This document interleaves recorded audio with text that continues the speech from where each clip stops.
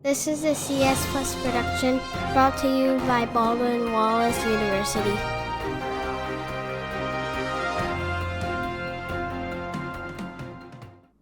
Hello everybody, welcome to our next tech camp. We're going to be taking a look at Sonic Pi in this camp and how we can use it to create sounds that we can later use either in Scratch games or in web applications. So we're going to be making some music in this camp. The first thing that we need to do is we need to go out to sonicpi.net, that's sonic-pi.net. And Sonic Pi is a free application. It comes available with an actual Raspberry Pi, so that's where we get that Sonic Pi name. But you can download it for both Mac and Windows. And obviously Raspberry Pi too.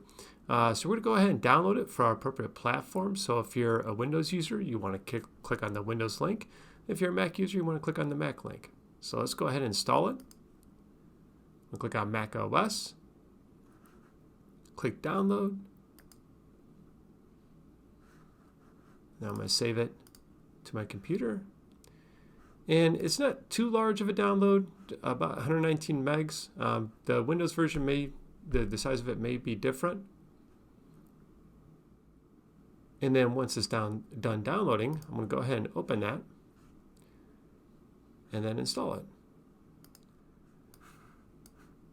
And then now I just need to drag that over. Again, the Windows setup might be a little different, but once that's dragged over, you'll see a copying screen like this pop up, and that will just install the application for us. And once that finished installing, I'm going to go to my Launchpad.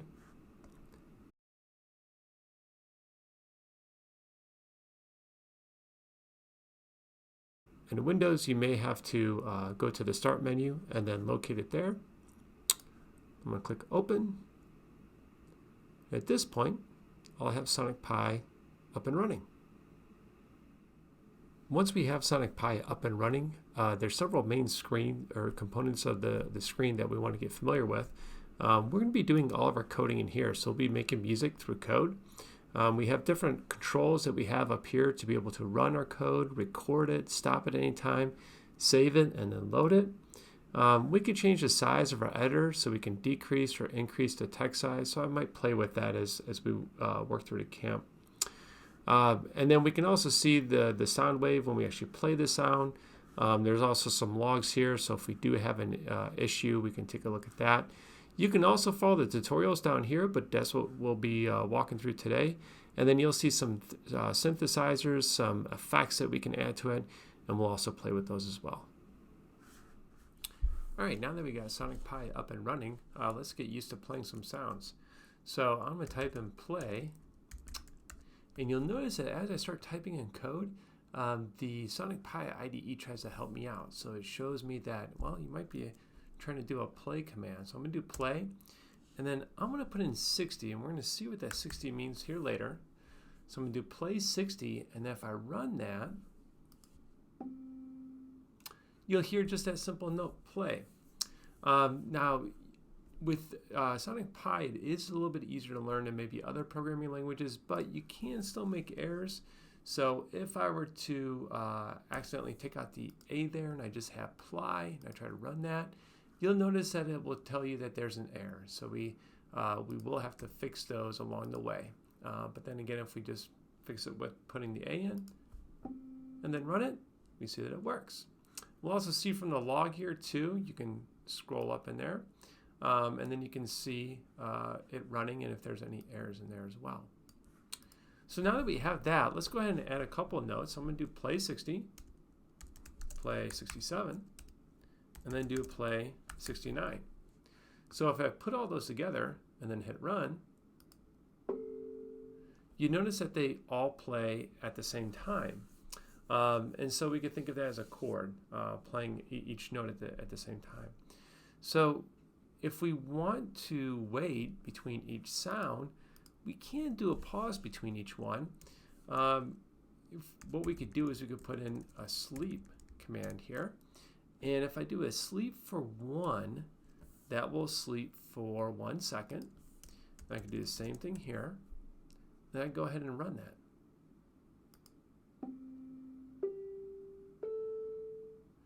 and then we get those 3 sounds. Now, if I wanted to maybe wait just a little bit less time between that, I can also do a half a second. And so if we think about it, well, I can't do just 1/2, but I could do 0.5, and that would wait a half second between the first note and then the second note. So you see we played that first note, waited much less time, played the second note, and then waited a full second, and then played that third note. While it's working, we can copy and paste this code, and I'm going to add another sleep here, and then I can copy that and then paste it again so that it will play 2 times.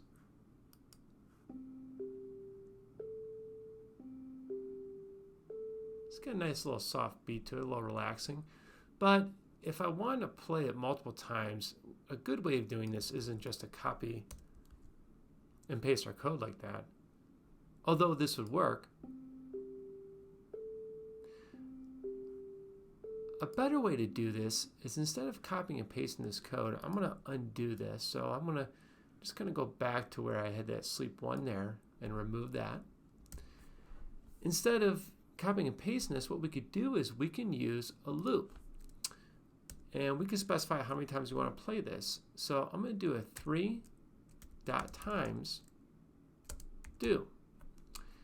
And I'm going to bump this out. I've just highlighted that text and I hit the tab key to indent it. And at the end here, I'm going to type an N. And so what this will do is it will loop through that code 3 times before it actually ends. So instead of us having to copy and paste that code, this is a much better way of doing that.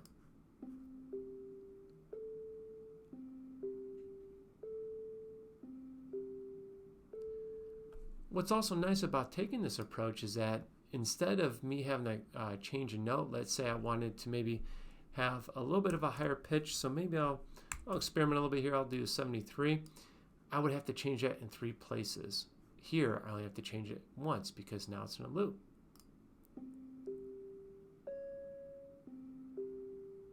Well, that's a really high sound. Maybe we should change that back. But it allows me to experiment in that one spot and then not have to change it throughout. Now that we got that working, let's work towards a familiar tune. So I'm going to change this to 2 times. And I'm going to do that play 60. I'm going to sleep for a half a second. And then I'm going to do play 62. I'll sleep for a half a second again. And then I'll do a play, and then I'll do a 64. And I'll sleep yet again for half a second. And then finally, I'll do a play 60, and then I'll sleep for a half a second. And if we do that, we run this, some of you may recognize this tune.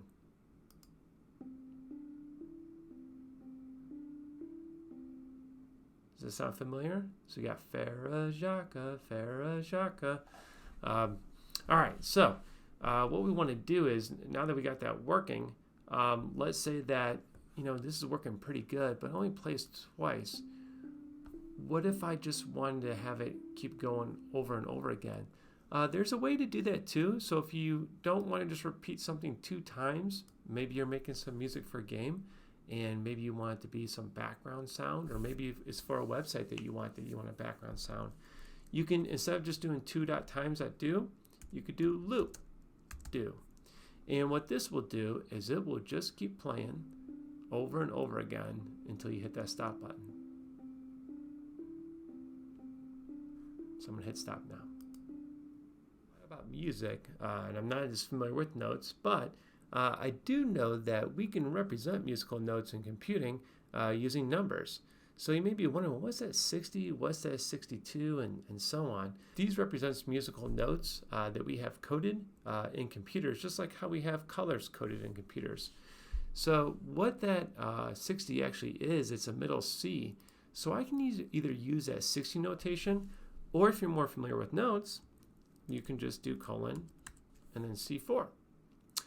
And 62 is a middle D, and so instead of doing 62, I could do colon and then D4. And then again for 64, I could do E4, and then for 60, I go back to C4. And if I run that,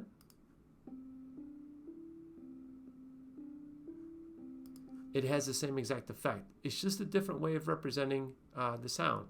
If you attended one of our previous tech camps, you may have noticed that we have different ways of representing colors.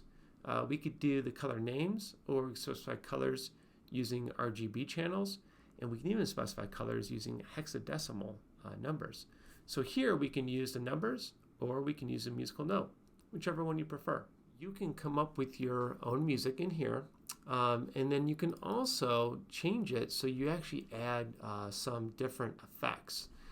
So I'm going to change this back to 2.times and then do.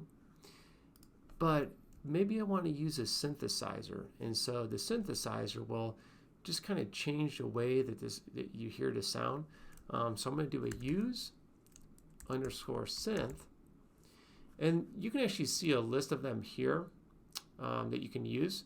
So let's try one out. I'm going to do use synth and then FM. You'll definitely notice it's changing the sound as I play it. Oh, and then here I got a syntax error, so I'm going to change that. I accidentally put the colon after use synth. It should be before FM, so I'm going to go ahead and run that now.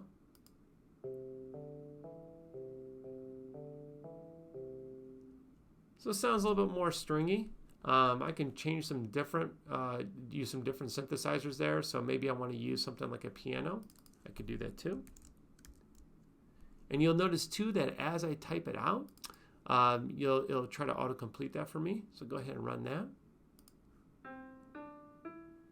And now we got more of a piano sound.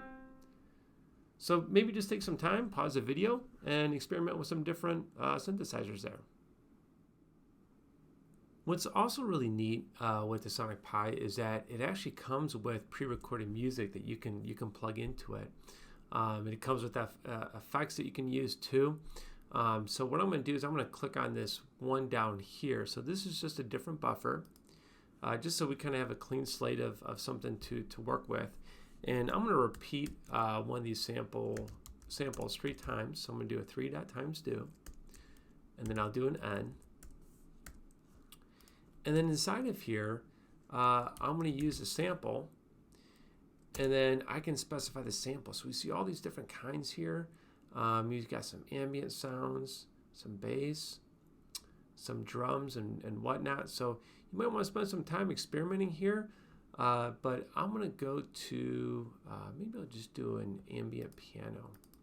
And so I'll just play that, and then maybe I'll sleep for maybe 2 seconds in between. So go ahead and run that.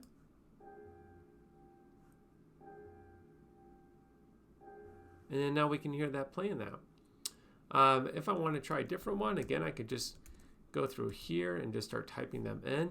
You can also see an entire list of the samples down here if you click on this. So they are in categories, so if I want ambient sounds, you can actually experiment with them down here to see what they sound like first.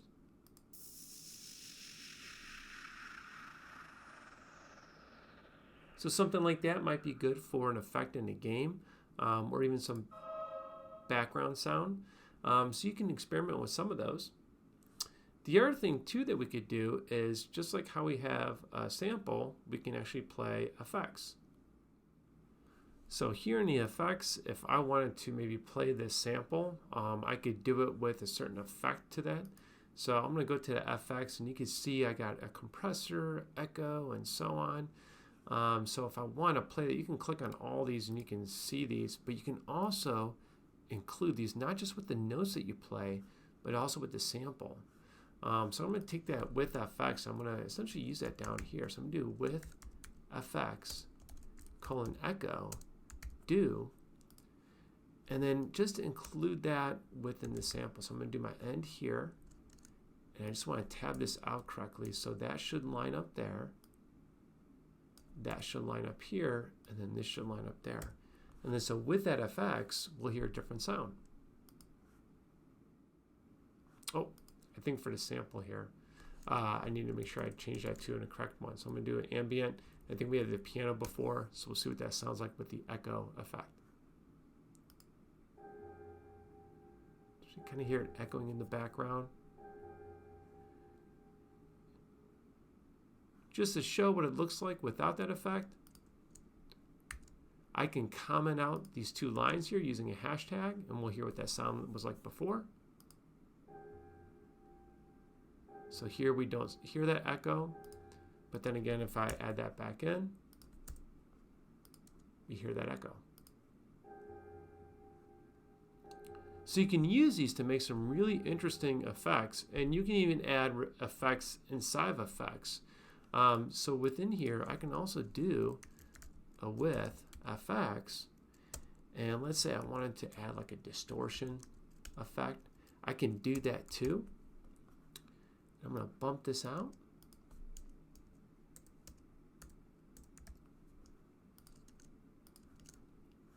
Now I'm going to run that. Oh, we got an error here. Let's see, what do we have here? Oh, we had an extra do here, so I'm going to take that out.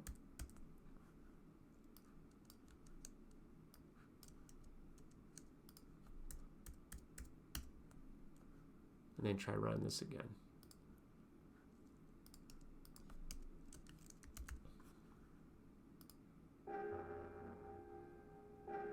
So now we hear that distortion effect in there. So you can create some really interesting sounds that you can use again for like on a website or in a game that you might be making, or maybe you just want to make like a jukebox where you have some unique sounds that you made or some tunes. You can use it to play those things. Have several sounds playing at the same time. There's different ways that we can do that. I'm going to go ahead and click on a new buffer here so we can start off with something new. So the way that we could get several tunes to play at the same time is we could use something called threads. Now threads is something that's used on the operating system that you're running. So if you're running Windows or if you're running Mac, it has this concept of threads. But we can use this in music. Just kind of think of them as two things that, or two or more things that are running independently. So here I'm going to say in thread do, and I'm going to do a loop do, and I'm going to play a sample in here. So I'm going to do sample, and then I'm going to find one that might be maybe a little more ambient, or maybe I'll go into a loop. So something that will keep going. So I'm going to do a colon loop, and I'm just going to pick one here. Maybe I'll do a breakbeat, and then I'm going to do an end. And I'll do an end again. Now I'm going to squeeze in a sleep here, just to maybe do a sleep between that loop. Now if I run this by itself, it will run that loop, which is good. I'm going to stop that. But if I want to also have some music play while that loop is running in the background, I can add another thread. And so what will happen is it will kick off this thread first and then go and then kick that one off before this one ever ends, because it's never going to end. It's going to keep doing that loop. So I'm going to do the same thing. I'm going to do an in thread do, put my end here, and then here I'm just going to maybe play something for like 10 times, and I'll do a play C4, sleep for maybe a half second, play D4, sleep for a half a second, and then play C4 again, and then sleep for 1 second. So it's not anything too wild, but just to kind of show that how we can do that. And then so again, when we run this, we're going to kick off that background sound, and then we'll repeat this 10 times in the foreground. So let's go ahead and try it out.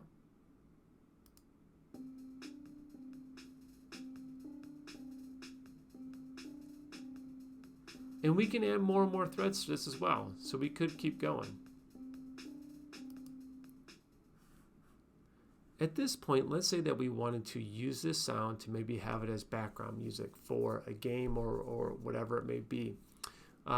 This can seem a little odd, but you would think that maybe if you were to save it, that would save that sound that you created so that you could then use it.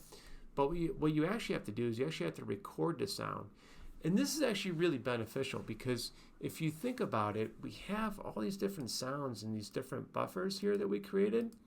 And so what we could do is we can actually play each buffer individually while we're doing the recording here. So if I wanted to start off with this going first, I could run it while it's recording and then jump over to this buffer. And at a certain point, if I want to run the piano there, I could do that and it would pick up in the recording. But I'm just going to focus on this background music here, and then I'm going to record that. So I'm going to hit the record button. Now I'm going to hit run.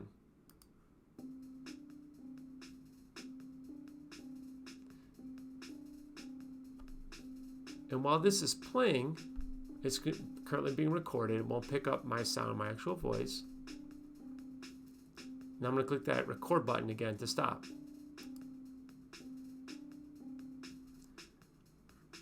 And then now that I have that, it gives me a prompt where to save the recording. I'm going to save it here. I'm going to call it background.wav for WAV file because that's the type that it is. Now I'm going to click save. Now I'm going to stop the sound here. For those of you that participated in a Scratch camp with us before, we can easily plug this sound into Scratch. So I'm going to go to scratch.mit.edu. And if you have an account, you can sign in. I'm just going to click on Start Creating. If you're not familiar with Scratch, you can still follow along with this because we're just going to do something fairly basic here. But I definitely encourage you to check out our other YouTube videos that have a Scratch camp. And so all I'm going to do here is just to kind of show how we can use Sonic Pi and Scratch together. I'm going to click on the events here. And then when I have that green flag, when I click on it, I want to play that sound, so I'm going to drag this start sound over. I could do play sound, but if I were making a game and it was background music, it will wait until it's done. And so I don't want to do that. I just want to do a start sound. And so now we just got these built-in sounds here, so I can just do a green flag and we'll hear the standard cat meow sound. But if I want to import my sound, I just click on the Sounds tab. And then down here, I see Choose a Sound. Now I can actually record something directly in here, or I can upload a sound. And so if I click on that upload, I can go to my desktop and I can find that background.wav file. I'm going to do Choose for Upload, and now we have it in here. Now that we got it imported, I could have given it a different name. I'll just call it background. And if I jump back over to my code, I can now select that from my dropdown. So when the person starts playing the game, we can have our background sound in there. So if I click that green flag, we got our music going. And this isn't just for a background sound, but anytime we have a sound effect, we can also add that in there as well. So if we have the cat jump, we can incorporate a sound for that, and so on. You can also do some modifications with the sound in here. You can also do some modifications in the sound here in Scratch. So we could do kind of like a fade-in effect. And you'll notice that it slowly gets louder and louder. And then we can also add a fade-out too. And you can make it either louder or softer. So we could change those effects in here too. So it's pretty powerful what you could do in Scratch. So with the combination of Sonic Pi and Scratch, we can make a game with our own sounds. In the next tech camp that we're going to make, you'll see how we can take the sounds that we develop in Sonic Pi and how we create a jukebox. We're going to make a web page that has a jukebox, and based off the sounds we create, you'll be able to play those songs. So we hope you join us for next time.